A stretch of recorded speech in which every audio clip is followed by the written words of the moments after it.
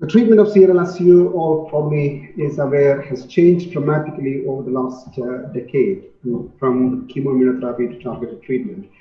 So in this talk, I'm not planning to give any biology or epidemiology of CLL. I'm just going straight into the treatment part of CLL.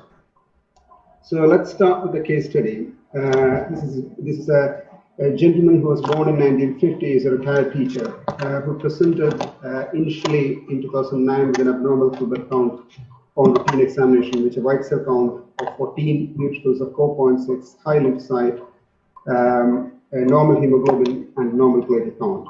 It doesn't have any lymph node or spleen at that time. Immunophenotyping rightly confirmed CLL phenotype with CD5 positivity and CD23 positivity, along with other B cell markers. So you all probably would agree that he has got the diagnosis of a stage A B CLL. Now, what will be so for making a decision on whether these people need treatment or not? I think it has been, for several years, it has been almost the same principle in deciding on whether these people need treatment or not. So I think in 70s, Dr. Rai and Dr. Binay designed the staging of CLL based on the lymphocyte count, their lymph node status, and cytopenia. And still, it's practical to use Rai and Binay staging mainly for making the decision on CLL treatment. And obviously, other factors also come into play, like the symptoms. But I think in this gentleman with a stage A CLL, everybody would agree that he probably won't need any treatment at this point. So even in clinical trials, it has been shown to have no benefit, even with, don't think that any of the newer agents trials are complete in stage A CLL, but there has been few trials, but nothing has shown a major advantage of treating stage A CLL. So this would be the IWCLL guideline, which was published last in 2018, would go with the conventional treatment indication as such. But even in stage A CLL, there are a few issues that we come across. Even in not even stage A CLL, even in MBL, we got certain issues, mainly with their immunological status.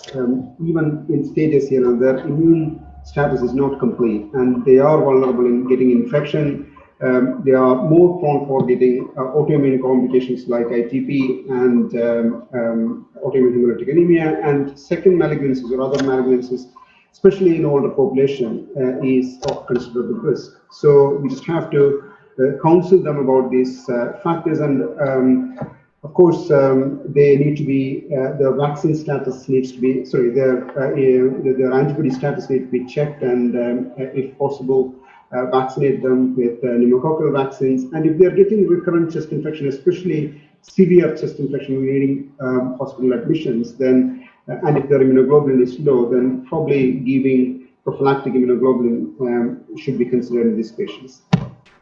So that's probably my stage A CLL management status. Then in 2 years later, this chap has progressed in with his disease. His white cell count is 117 now, is anemic, platelet count is reasonable, his direct home stress is negative, and he's got a normal renal function. Clinical examination revealed cervical and axillary lymph node along with spleen, and the CT confirmed the findings. Now he's transfusion dependent. He has got comorbidities including AF, hypertension, excessive pleural plaque, and basal cell carcinoma.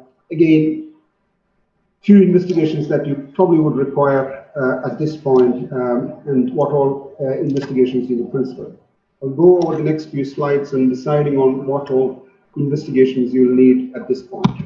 Obviously, you'll need all the basic biochemistry, virology, and other status, but considering the prognostic markers in CLL, there has been a dramatic change on the investigations that you would consider. Say in 1970s, you only had the morphology. Even for, not just for diagnosis, even for prognostications, you had various morphological patterns, especially the infiltration in the marrow, the morphology of the lymphocytes, like if you have more pro-lymphocytes, then you are at high risk, you've got a poor prognosis compared to a low number of pro-lymphocytes. And then over years, the flow cytometry has evolved from diagnosis to prognostication. So you know that SAP70 and CD38, etc., are considered as flow markers, which is what a poor prognosis. Later, we know that they are surrogate markers for immunoglobulin gene mutation status.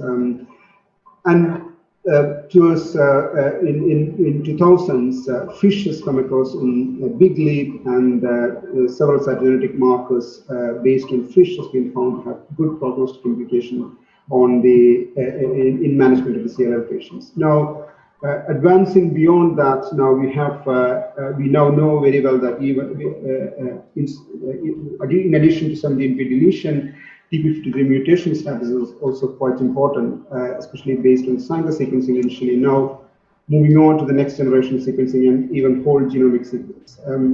But in clinical practice, it's probably quite important now doing the mutational status in the TP53 before deciding the treatment of these patients. So this is a classic slide you might have all seen before in 2000, in early 2000s. Donor et al. Published in New England Journal of Medicine on the prognostic implication of various cytogenetic, fish-based cytogenetic markers. So 13q, which is the most common abnormality, has got a good outcome compared to even normal cytogenetic population. So trisomy 12, which is in par with the normal cytogenetics, and ATM deletion, sorry, 11q deletion, which goes along with the ATM gene, again has got a poorer prognosis compared to normal cytogenetics. And compared to all these, 17p deletion status has got the worst outcome. This is despite all all the immunochemotherapy agents. 17p stands out as a very poor prognostic marker. In de novo CLL, probably less than 10% will have a 17p deletion, and 13q probably is the most common. But in total, you can see that around 82% of the CLL patients have got a cytogenetic abnormality. The other major prognostic factor is the immunoglobulin gene mutation. So you know that when B cell mature, they are exposed to antigens, and when they go through the maturation process, the antigen-based mutation happens in CLL. And now we know that the mutated CLL has got a much better outcome compared to the unmutated CLL. So, but there are few exceptions. Even in mutated CLL, a very small subgroup called subset 2 has got a poor outcome, and their outcome is probably comparable with the unmutated CLL. Now, based on this, you know that the treatment in CLL has evolved over the last couple of decades, from chemotherapy, single agent oral chemotherapeutic agents, to combination chemotherapy and to chemoimmunotherapy, and now to the newer or targeted treatments. So the prognostic markers that we have seen before are all analyzed in the chemotherapy era, or probably chemoimmunotherapy era. Now, in the chemoimmunotherapy era, now we know that some of these cytogenetic markers are of not much relevance. For example, ATM deletion or 11p deletion has got much implication when we are combining chemotherapy with immunotherapy, but 17p still stands out as a poor prognostic marker. So in 2016, the International Working Group has come up with an IPI, International Prognostic Index calculation, with different grading for different prognostic markers, which giving a very high grading for 17p deletion or TP53 mutational status. Then beyond that, immunoglobulin gene mutation status, the beta-2 microglobulin level, clinical staging and age were taken into consideration. So if you got a low score, then your chance of surviving 5 years is around 93%. But if you got a very high score. Your chance of surviving is only around 23%. And they've clearly grouped the patients into 4 categories based on the IPI score.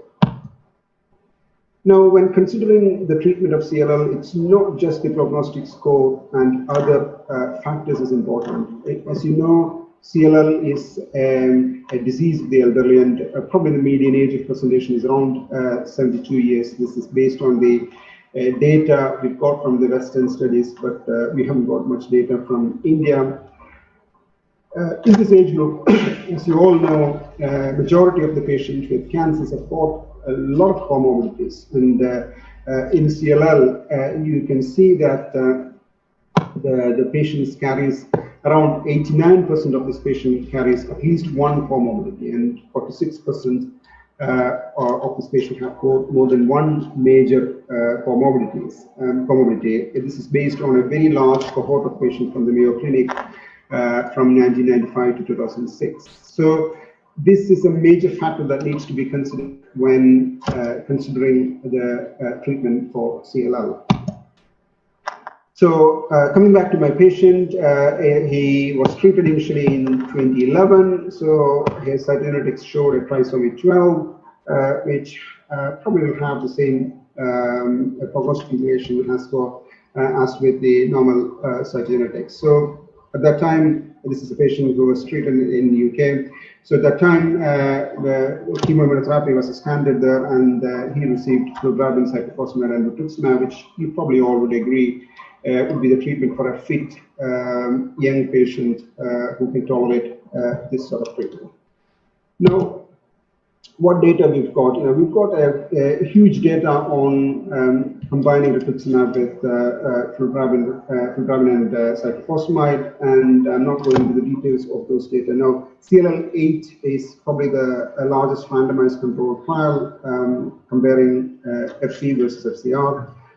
And in this, the long-term follow-up of this trial has shown that there is a cohort of patients who are mutated. That this is, for the mutated cohort of patients, there are a subset of patients who are still staying in remission of several years after the treatment. And you can see that the survival curve is almost plateauing for this cohort of patients. So we might have reached a point where this subset of patients that we can call probably as a cure. These mutated patients, this subset of mutated patients do very well with chemoimmunotherapy with FCR. So, and now you can see that in this trial itself, the data showing definitely 17p has got a very poor outcome compared to all other risk groups when treated with FCR. Now, this is probably translated across all trials, comparing FC versus FCR. So there are 3 major trials. The first one was from India Anderson group, which is a phase 2 trial, followed by CLL-8 trial from the German group, and then the Italian retrospective analysis. All has shown that a subgroup of patients who are mutated for the immunoglobulin gene are going into a plateauing phase that we possibly could attain a cure in this group of patients. Now, FCR is not a light undertaking. As you see, the toxicity profile of FCR, you probably would agree that the immediate toxicity of cytopenia along with infection of FCR is a major problem, especially when we are treating our cohort of patients in India. And I'm pretty sure that a lot of us would be quite apprehensive in giving FCR even at this stage, even for young fit patients. So it's not a light undertaking, but for majority of the patients, you still can go with FCR if they are young and fit. And the toxicity, as we say, it's not just the immediate complications. Now, we have got data from long follow-up of patients on FC and FCR, and now we've seen long-term toxicity like secondary cancers. So from the FCR data, it is shown that around 6% will develop solid tumors, and MDS and AML is another risk, which is shown in around 5% of the patients, and rectal transformation, which is even without treatment is an intrinsic risk factor for CLL, but with treatment, we've seen around 9% going in for rectal transformation. So there are immediate complications as well as long-term complications for FCR. Now, trying to de-escalate the intensity of FCR treatment, German group again has done most of the the big trials in CLL has been done by the German groups. The CLL-10 compared the BR with FCR. Again, this is for fit patients. This is to try and see whether de-escalating the dose or intensity of the treatment would be good enough to have long-term remission. But it is shown that when you do splitting the patients below the age of 65 and above the age of 65, there is definite disadvantage for BR in patients below the age of 65 in terms of progression-free survival. But this has not been translated, the difference has not been translated to patients above the age of 65. Now, this is probably not seen in registry data from a large registry data from US based on community practice. They have shown that BR has probably got similar outcome as FCR, but we have to take that this is a retrospective data collection and analysis, so we just have to take it with a bit of caution. Now, in older unfit patients who are not fit enough even to receive BR, what have we moved across from single-agent chlorambucil to immunochemotherapy? Definitely, in this group of patients, also there is an advantage of combining chlorambucil-based treatment with immunotherapy. So again, German CLL-11 trial has shown that chlorambucil compared to chlorambucil obinutuzumab or chlorambucil rituximab, this is a 3-arm trial, compared to chlorambucil rituximab, has got definite improvement in time to next treatment, as well as there is a survival advantage, overall survival advantage when compared to chlorambucil on its own. Even though obinutuzumab has shown some advantage in combining in comparison with the rituximab, this is only a favoring effect, and the overall survival has not reached in both arms yet. Now, moving on beyond the chemoimmunotherapy era, now we've got several newer agents in the treatment armamentarium of CLL probably in the last decade, and most of them has been approved in non-trial context from 2015 onwards. So you all will be familiar with these names of Ibrutinib, idelalisib, venetoclax, now Ibrutinib. All these agents are all being approved now for use in CLL. Now, looking into the mechanism of action of these drugs, now CLL cell proliferation is highly dependent on the BCR signaling pathway. The signalosome, which has got several downstream molecules, including LIN, SYK, BTK, PI3 delta kinase, etc., which stimulate downstream signal to an NF-kappa B pathway, and which transcribe the signal to the nucleus and then the cell proliferation. So if you inhibit any of these molecules in this pathway, then it can be reflected into disease treatment of CLL. So several molecules have been inhibited, including SYK, BTK, PI3 delta kinase in this context, in the B-cell receptor context. And even though all these molecules have been tried, only the BTK inhibitors has been found to be highly effective, even though PI3 delta kinase inhibitors, idelalisib, has been found to be highly effective. The toxicity profile of this drug is not very favorable. So this is gone out of popularity at the moment.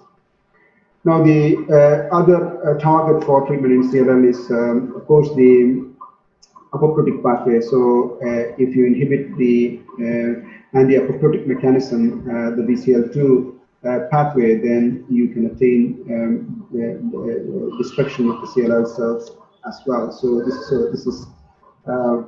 this is also taken into what you call a big leap, big leap in the treatment of CLL. So, this is probably the proof of concept trial in the introduction of Ibrutinib, PCYC 1102 and 1103 trials in relapsed refractory and treatment naive CLL. You can see that in treatment naive CLL, 5-year survival has reached up to a point of 92%, which is a dramatic outcome difference compared to previous immunochemotherapy era. Even in relapsed refractory patients, the overall survival has reached in 5 years to around 57%, which is again a big achievement in CLL treatment. Moving on to the randomized control trial in for the Ibrutinib, the RESONATE and the RESONATE-2 trial. The RESONATE trial initially for relapsed refractory patients, and the RESONATE-2 trial for the first-line treatment for older patients. So in the RESONATE trial, Ibrutinib single agent was compared with ofatumumab. Of course, you may ask why ofatumumab. Ofatumumab was the only standard treatment at that time used for double refractory patients who were refractory to FCR and alemtuzumab. And ofatumumab, again, you know that it may attain a very good remission, but a sustained remission is not feasible at all with ofatumumab, a monoclonal antibody, an anti-CD20 antibody on its own.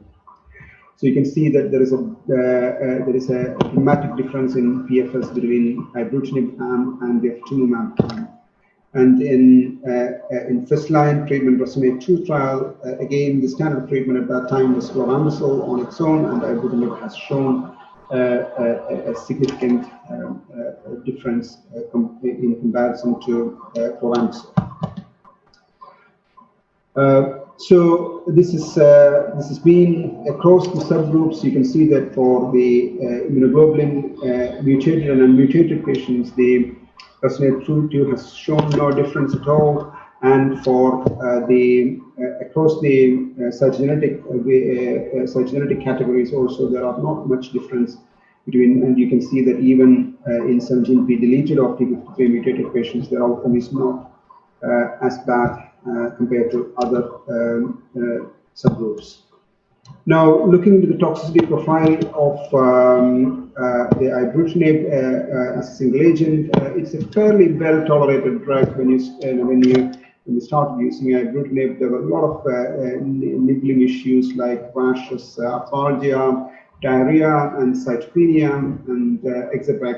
But none of these has been a major clinical consequences. But there was significant, I would say, significant grade toxicity with regards to cardiotoxicity in terms of fibrillation and hypertension, but again, quite manageable with supportive treatment. So it hasn't been a major issue. The only other problem was there was significant bleeding, especially when we start the treatment in thrombocytopenic patients.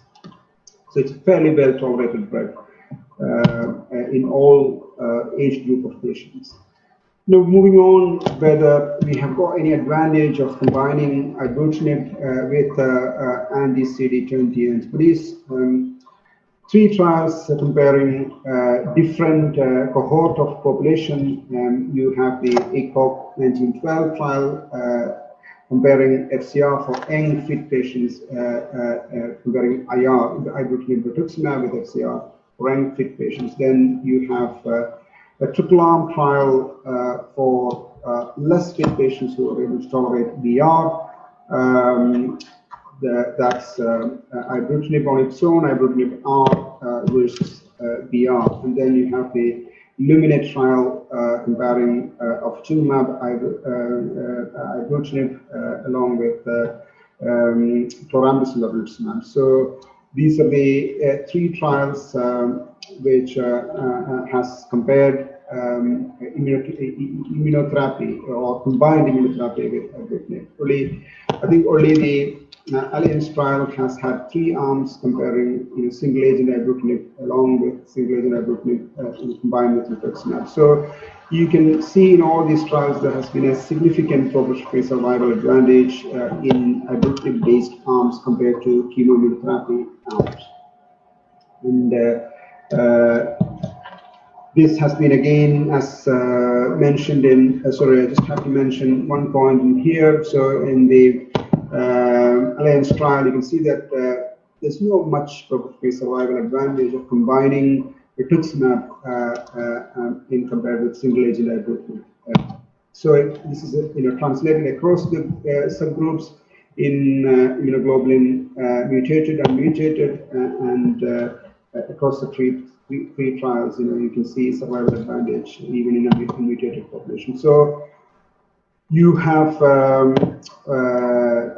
cytogenetic abnormality subgroups as well here. You can see that Ibrutinib again is, even though the number is quite small, you can see only 11 patients in the IR arm, and the Ibrutinib arm has only had 9 patients, but definitely even with 17p deletion, there is no survival disadvantage for this patient when combining Ibrutinib with anti-CD20.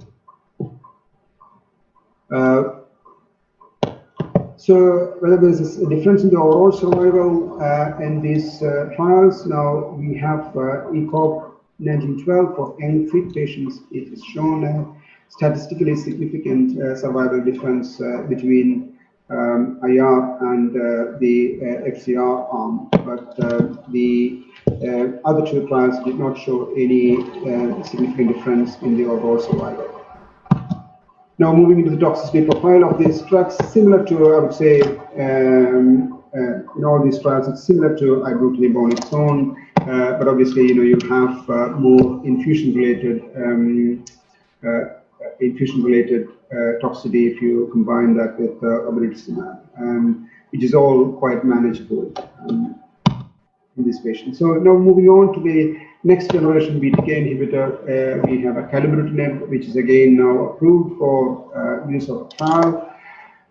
This is probably the first randomized controlled trial, the Elevate trial in first-line treatment in CLL. Again, in older patients, who had comorbidities.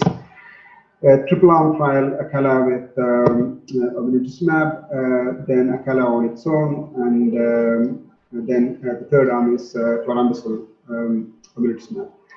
Again, you can see that there is a significant difference between the chemoimmunotherapy arm compared to acala-based arms, but there is not much difference between acala single agent along with or combining with immunotherapy.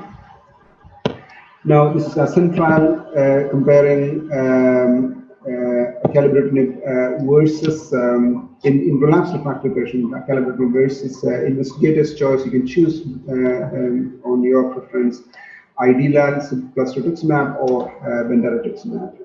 Idelalisib was still an active drug when this trial was open, but as I said before, it's gone out of fashion. It's used only in rare circumstances nowadays.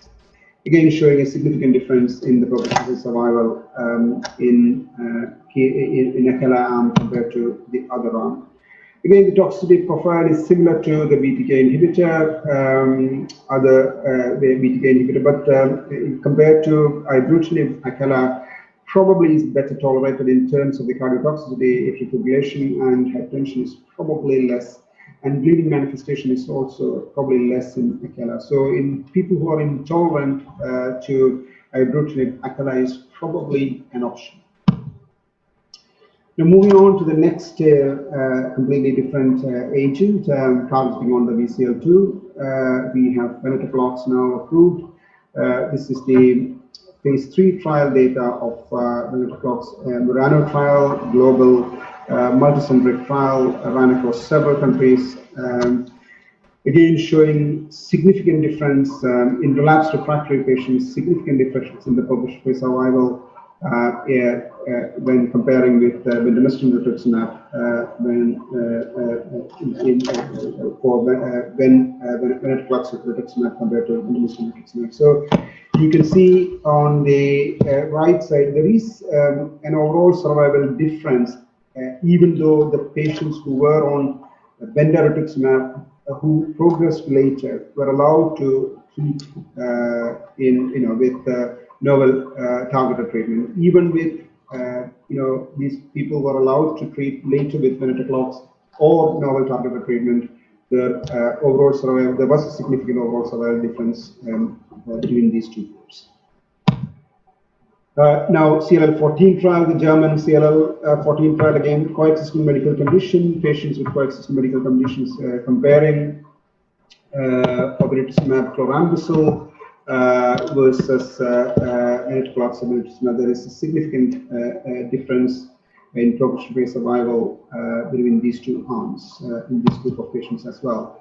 Again, now we just have to look a bit careful in this data. In venetoclax obinutuzumab, but there is a difference in the progression-free survival in the 17p deleted or T53 mutated patients. And even though this is the in 17p deletion patient, it's definitely better than the chemoimmunotherapy arm.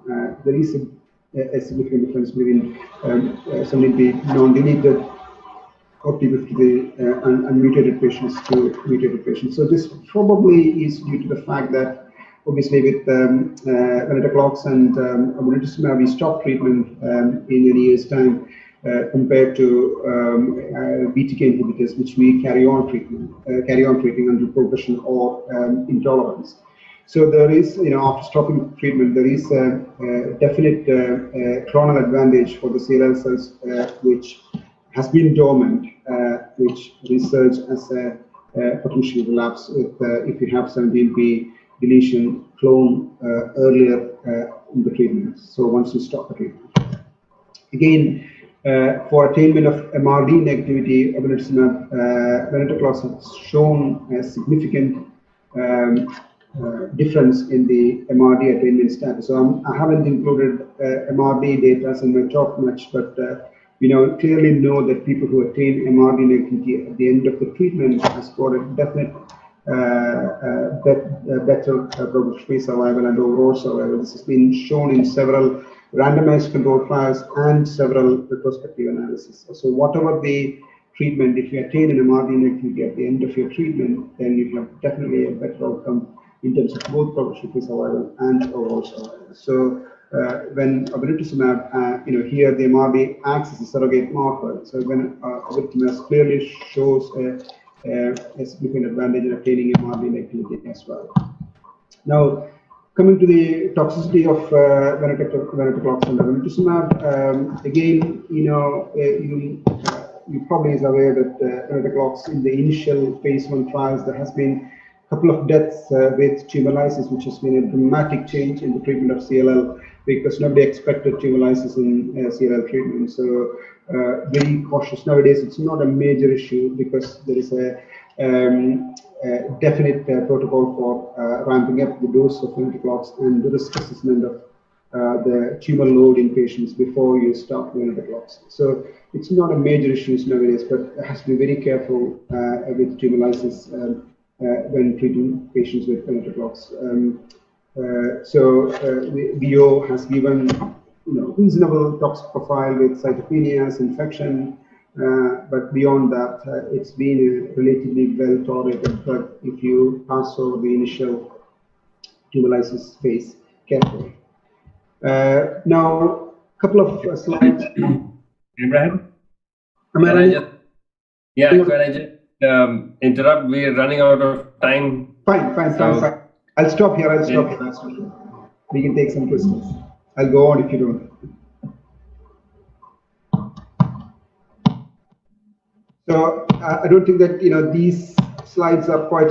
This probably is one of the slides I made. So this is probably the rationale of treatment. We can still use immunochemotherapy-based regimen in patients who are especially mutated. So few take-home messages. So Before start treating patients, 17p deletion and mutational status is very important, and your immunoglobulin gene mutation status, because that will decide on the treatment. If you are mutated, then you have your FCR immunochemotherapy is still a very good option for treating those patients. But if you have unmutated gene or 17p deletion or T53 mutational status, then you're probably better off with a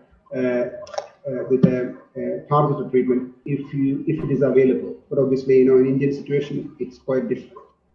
So I'll stop here and let's move on with taking some questions if there is anybody. Thank you.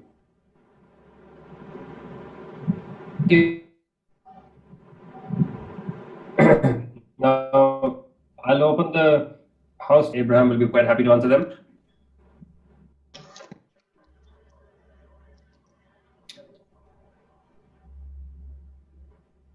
Right. Can I just ask a quick one? Sure. Have a patient who's young and fit and who is unmutated with 17p negative, first diagnosis, first treatment. What kind of treatment would you offer this patient in the current times when you have access to everything? Probably we have inclination to go for unmutated patients. The inclination is to go for newer agents in the current status. So if you have availability of the newer agents, it has been clearly shown that in unmutated patients, the FCR is probably not a good option. So if you have availability of the newer agents, any of the newer agents, so you've got both BTK-based treatment and BCL2-based treatment. Yeah, I mean, I think BCL2-based treatment we don't have access to, but at least we have BTK inhibitors. We have Ibrutinib and even generic Ibrutinib, and we'll have access to acalabrutinib hopefully soon. So if you have option and the cost is not a big issue for the patient, then that probably would be a better option. Perfect. Thank you.